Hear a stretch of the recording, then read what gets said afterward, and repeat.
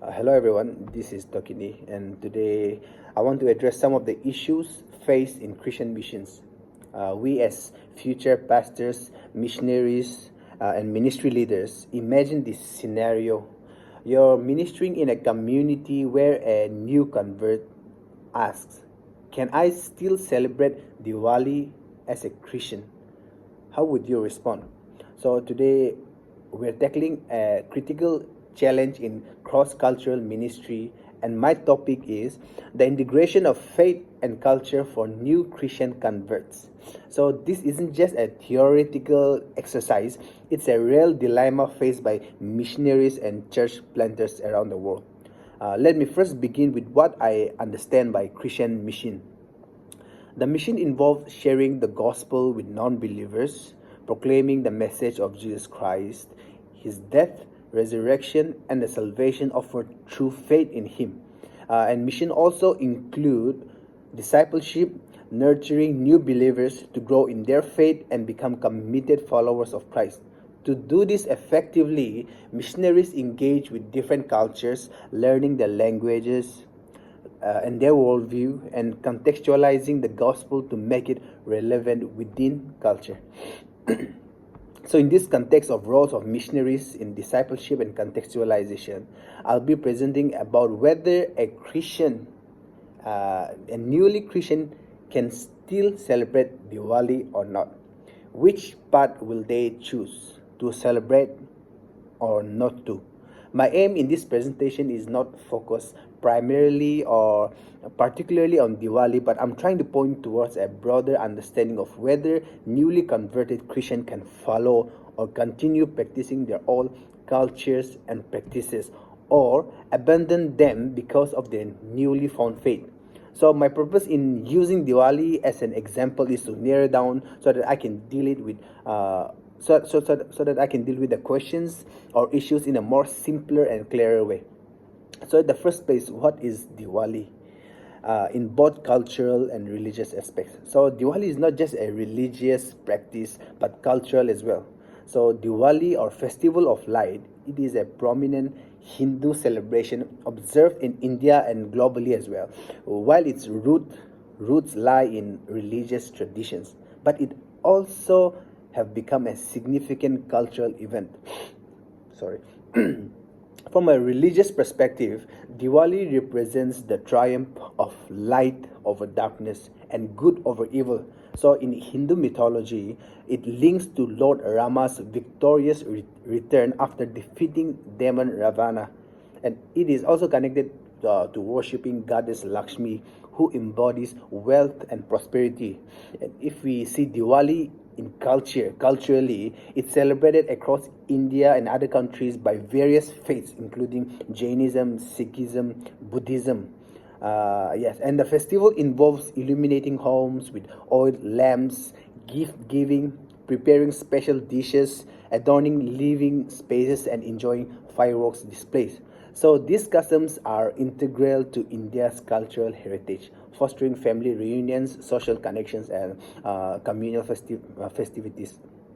So the issue here is, can a newly converted Christian who grew up in that kind of environment or culture and still lives in that kind of setting celebrate these festivals? Which decision will he or she make as a Christian to practice or not? And to explain this further, I have a case study from the book called Case Studies in Missions by Paul and Francis Hilbert. So, Victor Prakash, a Christian missionary in the village of Dipri, Uttar Pradesh, the North India, was troubled during Diwali. A newly converted Christian named Prasad had asked why they couldn't celebrate Diwali like other villages with lights and decorations, or perhaps at Christmas instead. So Prasad's family had recently converted to Christianity. However, their decision to become Christian had led them to social ostracism from their community. So, as Diwali approached, the Prasad family felt isolated and depressed. Unlike their neighbors, their home was dark, undecorated, and they longed for the fellowship of the missionaries. And since Prasad's question about celebrating the festival reflected their struggle between their new faith and the familiar culture practices they once enjoyed. So Victor Prakash, the missionary, he pondered how to respond. He knew it was important for new converts to break from Hindu traditions to preserve the distinctiveness of their new Christian faith. At the same time, he wanted to help the Prasad's family to find joy in their new faith without completely cutting them off from their cultural roots. He considered whether it was possible to reinterpret the celebration of Diwali in a Christian context, much like how early Christians in Europe transformed pagan symbols into Christian ones. So Prakash faced the challenge of guiding new converts through this tension between faith and culture, ensuring they understood their new identity Christ while also restoring their joy amidst the challenges of isolation. So here I want to emphasize a little bit on joy. So the story doesn't imply that there is no joy in embracing Christianity without culture, but it shows the real struggle that new converts face when living familiar cultural practices. So my response is that Christianity offers true joy through a relationship with Christ, regardless of cultural practices. However, culture plays a significant role in shaping people's identity and community life. And rather than rejecting it entirely, believers can find ways to adopt or transform certain tradition in a ways that honor their faith. The challenge is guiding new believers to balance faith and culture without compromising their Christian identity. So, which part can they embrace? Abandon their culture and heritage, or embrace them up to what level? Actually, this question has no straightforward answer, according to me, because it's very complex. But this problem has always been in existence and have been addressed by multiple missionaries and researchers as well. So some of the missionaries and researchers have highlighted complex issues of how new Christians should navigate their cultural past when they convert to Christianity, especially when it involves deeply ingrained customs and traditions. So some of the key issues are: one, cultural tension in conversion. So when the gospel enters a new society, it meets people who already have an established culture. So missionaries in the past often rejected these cultural practices as pagans without fully understanding them, which led to difficulties. And point two, problems with complete rejection of culture. Under point two, point A is cultural foreignness. So when missionaries replaced indigenous customs with Western practices, Christianity became seen as a foreign religion, which made it hard for people to accept it. And point B, authoritarian rule making. So missionaries became enforcers of rules, which led to a lack of understanding and ownership among new converts who didn't participate in decision making. And point C, private continuation of customs. So people practice their old traditional customs in secret, leading to syncretism and unhealthy blending of Christian and traditional practices. So there are some challenges and problems faced by missionaries. So back to the question I asked earlier: which path can they embrace, abandon or embrace? So let's view it biblically. First Peter chapter 2 verse 11 to 12. Here it talks about living as foreigners. Peter addresses the tension that early Christians faced as they navigated their new identity in Christ while still living in a pagan culture. So here he exhorts them to abstain from sinful desires and to live such good lives among the pagans. In 1 Peter chapter 2 verse 11 to 12. So the goal was to maintain a clear Christian witness and avoid the appearance of compromise while still engaging with the culture in a way that could draw others to Christ. And there are other biblical views that talks about Christian being free from eating food offered to idols, since the idols are not real God, or even Apostle Paul being all things to all people by adapting their culture without compromising his faith in order to reach out to various people. So we can discuss those biblical views together. We can discuss more in the class. So relating to 1 Peter chapter 2 verse 11 to 12 with Diwali, new believers should think carefully about which parts of Diwali are cultural traditions and which are tied to the religious belief. They can join in the cultural parts but should stay away from the religious rituals. We can take the example of how we started celebrating Christmas. Example, Saturnalia. Saturnalia was an ancient Roman festival in honor of Saturn, the god of agriculture, wealth, and time. It was celebrated from December 17 to 23rd. The festival was a time of feasting, gift-giving, and merriment, and it was considered one of the most popular and festive events in the Roman calendar. So Saturnalia's influence on Christmas is undeniable. Early Christians seeking to convert pagans to Christianity incorporated elements of Saturnalia into their celebration of Jesus' birth.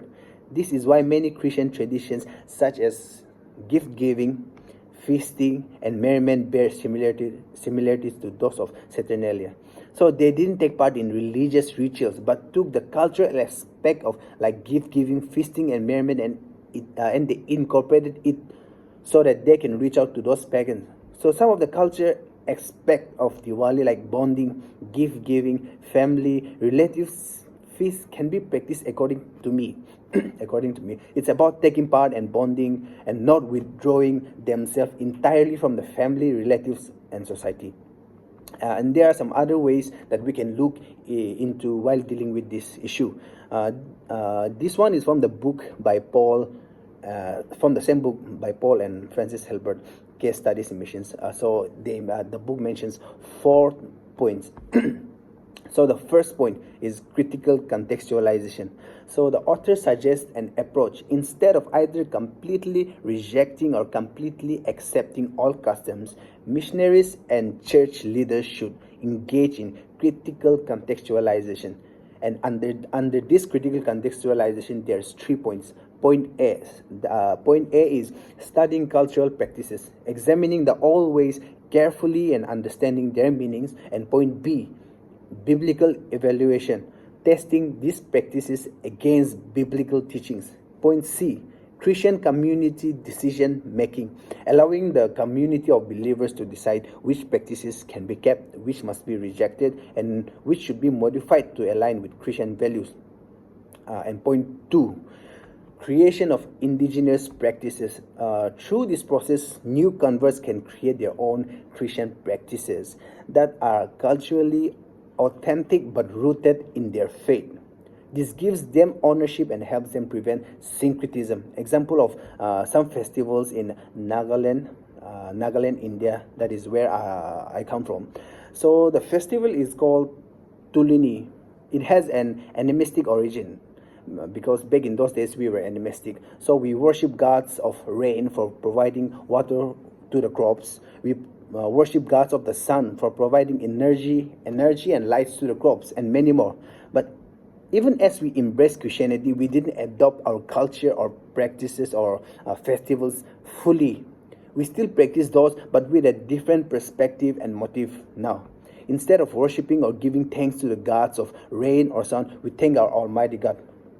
We still celebrate those festivals with regard to our God for His provision and sustenance. So this is an example of indigenous practice. Some don't subscribe to this stance, but I do.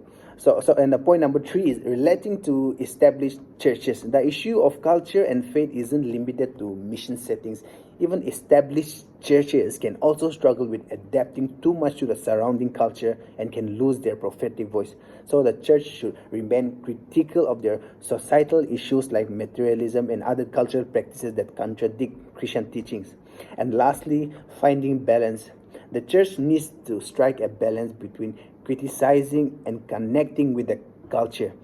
If it pulls away completely, then it loses its impact. But if it adapts too much, it becomes a religion that goes along with whatever is happening in the society. So like I said earlier, For me, there's no black and white or clear-cut answer to this, but there are considerations to be taken note of when we deal with integration of faith and culture. So in conclusion, the integration of faith and culture for new Christian converts is a very complex issue, particularly when dealing with traditional festivals like Diwali.